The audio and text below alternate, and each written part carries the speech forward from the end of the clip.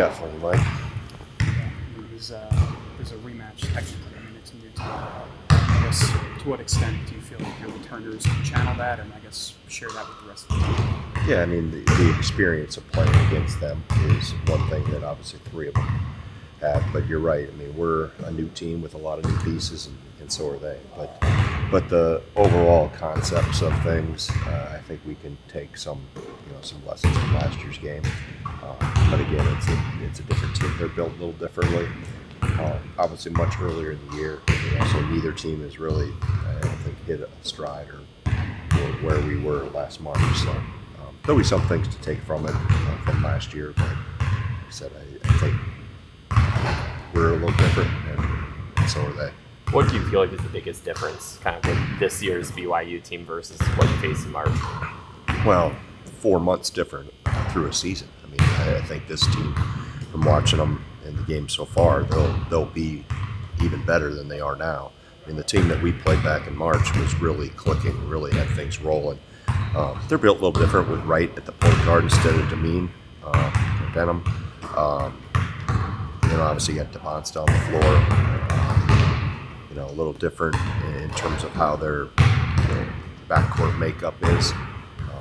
But still, Saunders does what he does, Baker does what he does. Kata is still a handful inside and on the glass. So they still bring a lot of the same issues in terms of how fast they come in transition. Obviously, a few of those guys have the ability to really shoot the ball, and then Wright puts a ton of pressure on the rim, with his ability to attack and break defenses down. So it's a really good team that has a lot of good pieces. I knew you guys were gonna probably shoot even more threes this year than you did last year.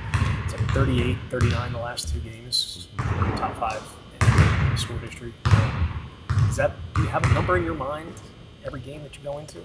It really depends on how we get defended, but typically it's going to be 30 plus, I would say. So if there is a number, that may change. Teams that play us differently, there may be a little less if more things are open in the rim. We get more in the paint.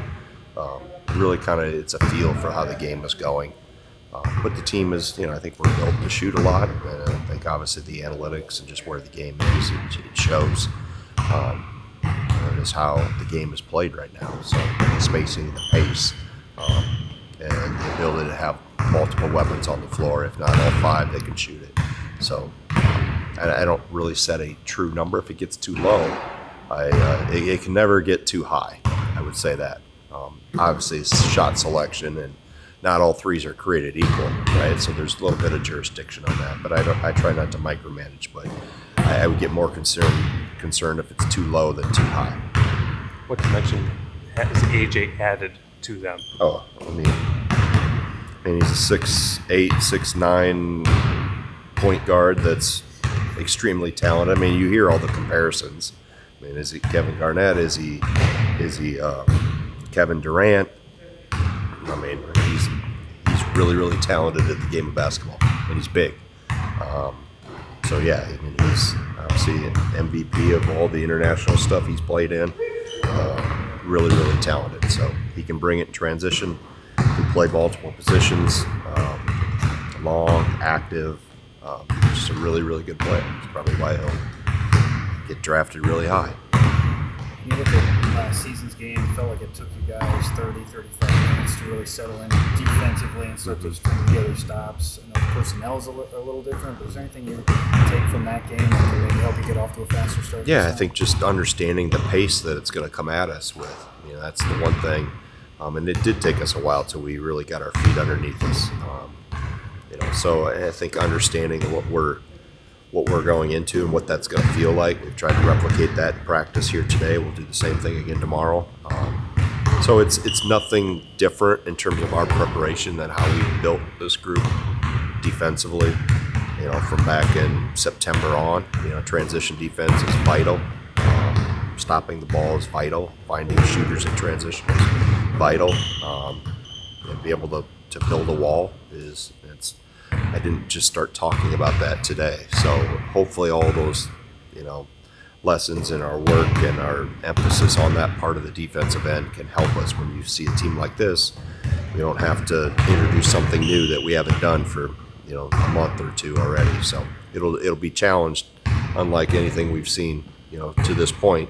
But it's good. We need, like I said the other night, we need to be challenged in a lot of different ways. This won't be relevant for Friday, but BYU said cheerleader this past signing day. I mean, I guess what are your thoughts on that recent trend? Yeah, I mean, I know a lot's been made about it here in the States, but if you look at all the international recruiting, a lot of those guys have some sort of pro contract. It varies by degree, and obviously the higher level guys can't get approved to play in the States. But if you look across all of our rosters internationally, across the country for international kids, more than likely they've been playing for a pro club. So it's just different here because it's new, and I get the logistics behind it in terms of they haven't, according to the rules, from what I understand, is they have to be have not signed an NBA contract, right? Correct me if I'm wrong, you guys. And I think there's an age, there might be an age limit on it too, but hey, it is what it is. Like I said, the international players all are in some sort of pro development system over there too. They don't have college. So we want to adorize, if that's a word, I think it is. All the international recruiting, well, it's the same thing. We're just taking somebody from the pro development system that, just again, here in the States, it hasn't been what we've done. And the game has gone to had a global influence put upon it. With this, how new this group is, kind of what's maybe with this first big test, the biggest thing you want to learn from Friday? Can we stick true to who we are and who we need to be? Not get out of context, so to speak, and try to do too much or lose our way. So that'll be, we just got to be who we are and be the best version we can of that in both sides of the ball. So that's the thing, because you can get away with getting a little outside the lines against some of the competition, but now you can't. So now, it'll test our discipline to stay focused on the things that we need to be good at. What does throwing a little zone at a team do? Rhythm breaker. I mean, I have noticed that. Teams are so, I think, rhythm ball screen oriented that it minimizes the amount of ball screens you see. And teams want to get into a sync just like we do. And I've seen it. I've watched it for years, and we have debates, I would call them, up in our office. There's pros and cons to it, to playing a little bit of it. So we've experimented with it, but I think the biggest thing, what I see, not just for us, on what it's done to us, it's caused us to tap the brakes a little bit and get out of sync. And I thought it's done that to other teams when we've used it. So, and I've watched, that's not just us specific. You watch college basketball, and when that comes, it has a tendency to, the ball has a tendency to stop and stick and not stay in the same. You're just trying to create a disruption, so to speak, and get them out of the rhythm of what they've been doing. Do you guys plan on seeing the three former players? Yeah, we're going to see them Saturday. I think we're all actually going to their game, so we'll see the Salt Lake City Stars, see what they're up to. Do you sense that some of your returners have a chip on their shoulder going into this game from what happened last month? I mean, I don't know if there's a chip on the shoulder. I mean, you obviously know how good of a team they are, and one that obviously ended our season last year. But we have so much road in front of us that, yeah, I mean, it's a really, really important game because it's our next one, and it's against a terrific team in a semi-road environment. In NBA, we're going to play on the Emirates court, I think, the Cup court, so that'll be a little funky in terms of the purple and everything in it. So it's just a great experience, and not only for what this game can help us improve upon and show us, but also going forward. Prep us for what's coming the following week in San Diego, and then what's coming. Use that as a springboard back into the Big Ten season. So there's constant building blocks as we go through this, and this is a great challenge. But it's the first of, we're going to have a lot of great challenges as we go through the season. What do you hope to learn about the freshman group that you're relying on off your bench? not just this game, but also the next 7 games? Yeah, I think just how much, like I said earlier, in terms of just making sure we stay true to who we are, who responds in these type of games, how the flow of the game goes, how fast they pick things up. I think just experiences for these higher level games are important for younger guys. I think they're important for everybody, but just it's those guys specifically. Will, first time in that type of environment. Hayden and Alexis, with all the World Cup and Euro Cups they play in, they play in a lot of electric atmospheres.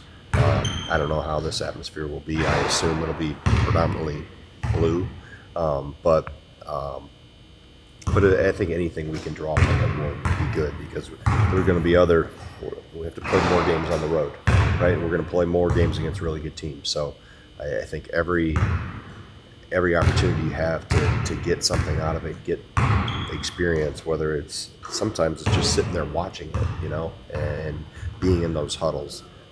But those three are coming along as freshmen, and I think they've found their roles pretty well. I'd like to find a little more for Jones, but I think they're coming at the pace. You always want more, right? Because you see more.